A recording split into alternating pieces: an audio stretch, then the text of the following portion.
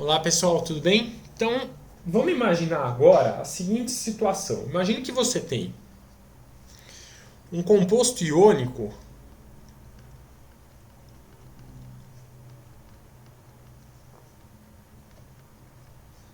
como um sal, uma base,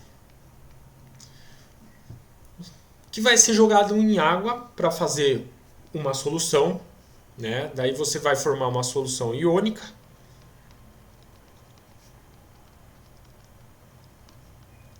que sofre processo de dissociação iônica.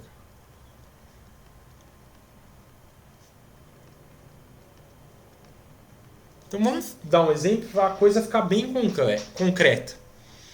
Então, imagina que a gente pegue o CaCl2 aquoso, quer dizer, ele era sólido, mas joguei em água, daí ele vai quebrar, o retículo cristalino dele vai quebrar em Ca2+, mais 2Cl-.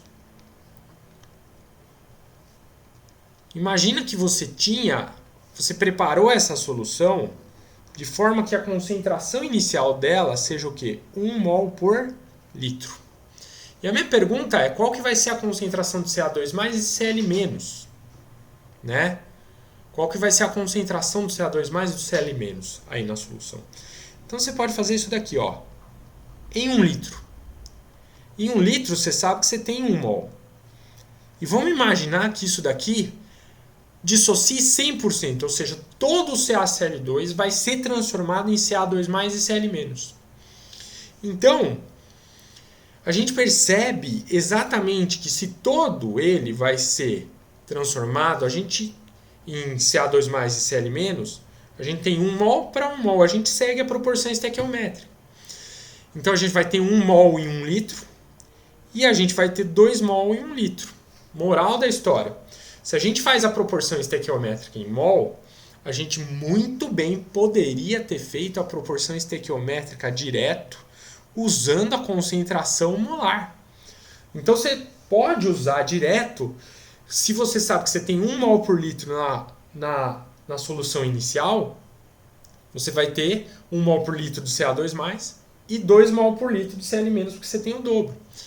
Então se você tem uma 100% de quebra, 100% de dissociação aqui,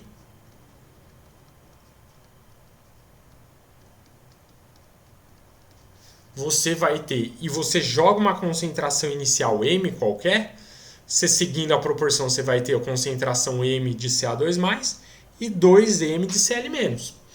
Mesmo se não for 100%, você simplesmente, imagina que fosse 90%.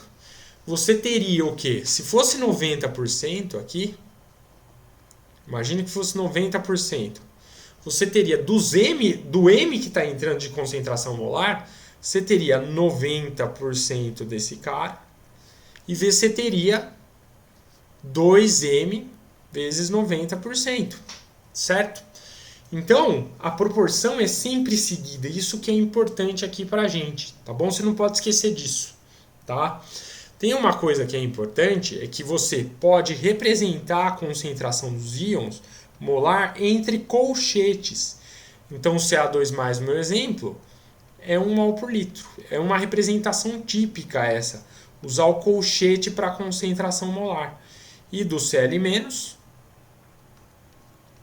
seria 2 mol por litro. Certinho? A mesma coisa aqui, ó. Se for um ácido, se a gente pensar não num composto iônico, mas num composto molecular como um ácido, como o HCl, que é um ácido forte que ioniza muito, né? Que vai gerar aqui H+, mais Cl-, que é 1 para 1 para 1. Imagina que esse ácido ioniza 100% e eu começo aqui com, sei lá, meio mol por litro desse cara. Você sabe que no final da ionização você vai ter meio mol por litro desse cara e meio mol por litro desse cara. É a mesma coisa, só muda, ao invés de eu falar de dissociação iônica, eu falo que é o composto 100% ionizado e eu sigo a proporção estequiométrica de balanceamento. Portanto, o de OH+, você vai ter aqui meio mol por litro em colchete, um 0,5. Lembra que você pode usar o emão aqui também, ó, molar, né? Ou aqui de Cl- 0,5 molar. Certinho? Então, muito importante. Mesmo se não for 100%, o que você aplica? Você aplica a porcentagem ao composto inicial e segue a proporção estequiométrica, tranquilamente. Muito bem, vamos ver um exemplo. Então, imagine que você tem uma solução de sulfato que contém uma concentração de 1 mol por litro de íon sulfato. Podemos afirmar que essa solução pode conter. Vamos lá. Então, se você está falando que você tem sulfato no sistema, SO4 2- aqui, ele está falando no item A que você tem Al3+. Se você tem Al3+ aqui, com SO4 2-, vamos ver o composto que deu origem a isso. A Al3+ com SO4 2- vai dar Al2, SO4 o quê? 3. Certinho? Muito bem, então aí você teria a proporção 2 aqui e 3 de sulfato. Ok. Então, como ele falou que você tem aqui 1 mol por litro desse cara aqui, ó, certo? Significa que quem deu origem para ele aqui, ó, o sulfato tem 3 vezes mais. Tem 3 vezes mais sulfato. Dá para ver aqui até na forma. Tem 3 vezes mais do que o composto inteiro. Então, eu tenho que ter 1/3 de mol por litro do sulfato de alumínio. Logo, eu tenho que ter o dobro de alumínio. Então, 2/3 de mol por litro. Repara que já é a nossa alternativa A aqui. Olha que beleza. Mas vamos só testar a B para ver se a gente entendeu. Tá? Na B, ele tem aqui, ó. Na B, na verdade eu não vou testar a B. Por que eu não vou testar a B? Eu não vou testar a B porque a B tem a mesma valência que o alumínio. Então teria que dar o mesmo 2/3. Então não vale a pena. Falar de ânion não vale, porque para você estar falando do sulfato tem que ter um cátion. Vamos testar a E para ver se você entendeu. Então você tem Ba2+ e SO4 o quê?